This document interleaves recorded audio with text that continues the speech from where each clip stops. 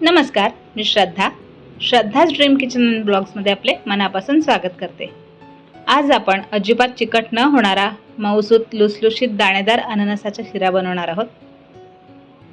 चला तर मग रेसिपीला सुरुवात करूया। पण त्याआधी तुम्ही जर आपल्या चॅनलवर नवीन असाल तर प्लीज आपल्या चॅनलला लाईक, शेअर आणि सबस्क्राईब करायला विसरू नका। अननसाचा शिरा बनवण्याकरता इथे मी एका पॅनमध्ये 1 चमचा तूप घालते। आता या तुपावर 1 वाटी बारीक चिरलेले अननसाचे तुकडे घालायचे आहेत आणि यांना तुपावर 1 मिनिटभर परतून घ्यायचे।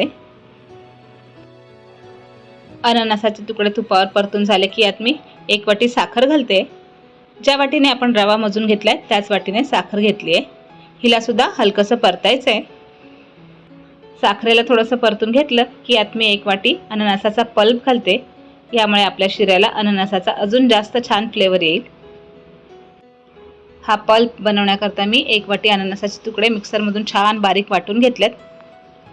आता साखर, अननसाचे तुकडे आणि पल्प हे सगळं छान एकजीव करायचं आहे।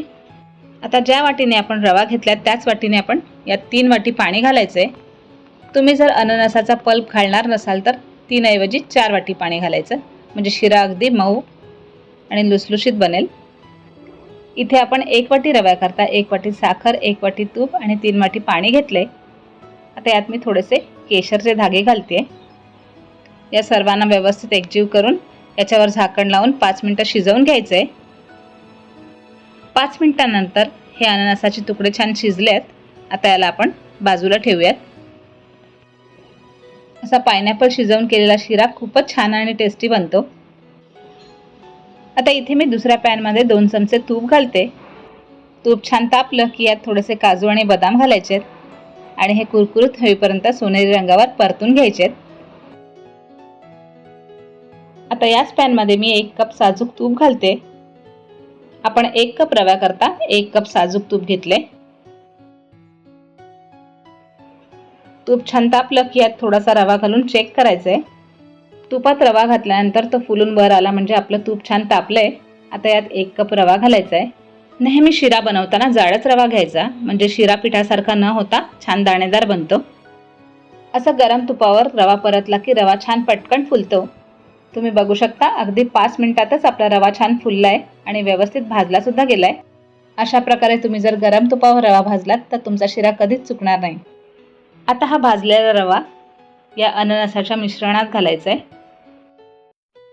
गरम रवा या मिश्रणात घालताना काळजीपूर्वक घाला, कारण रवा गरम असल्यामुळे हे थोडंसं फसफसून वर येतं।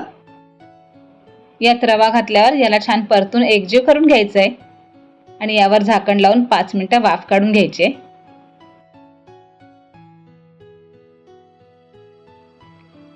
5 मिनिटांनंतर तुम्ही बघू शकता या शिऱ्याने छान तूप सोडलंय, म्हणजे आपला शिरा बनून तयार आहे। आता यावर थोडीशी वेलची पूड घालायची आणि तळून घेतलेले काजू, बदाम व पिस्ता घालून याला पुन्हा थोडंसं परतून घ्यायचंय। कोणताही इसेन्स न वापरता ओरिजिनल अननस व त्याचा पल्प वापरून बनवलेला शिरा खूप टेस्टी तर लागतोच, पण तो हेल्दी सुद्धा असतो। आपला मस्त मऊसूत लुसलुशीत दाणेदार अननसाचा शिरा तयार आहे। याला खाऊन पोट तर भरेल पण मन भरणार नाही, इतका चविष्ट बनतो हा शिरा। तुम्ही सुद्धा या पद्धतीने अननसाचा शिरा नक्की बनवून बघा आणि तो तुम्हाला कसा वाटला हे मला कमेंट करून जरूर सांगा। आणि तुम्हाला जर आपली आजची रेसिपी आवडली असेल तर प्लीज आपल्या चॅनलला लाईक, शेअर आणि सबस्क्राईब करायला विसरू नका। पुन्हा अशाच छानशा रेसिपी सोबत लवकरच भेटू। तोपर्यंत मस्त खा आणि स्वस्त रहा। संपूर्ण व्हिडिओ बघितल्याबद्दल आपले मनापासून धन्यवाद।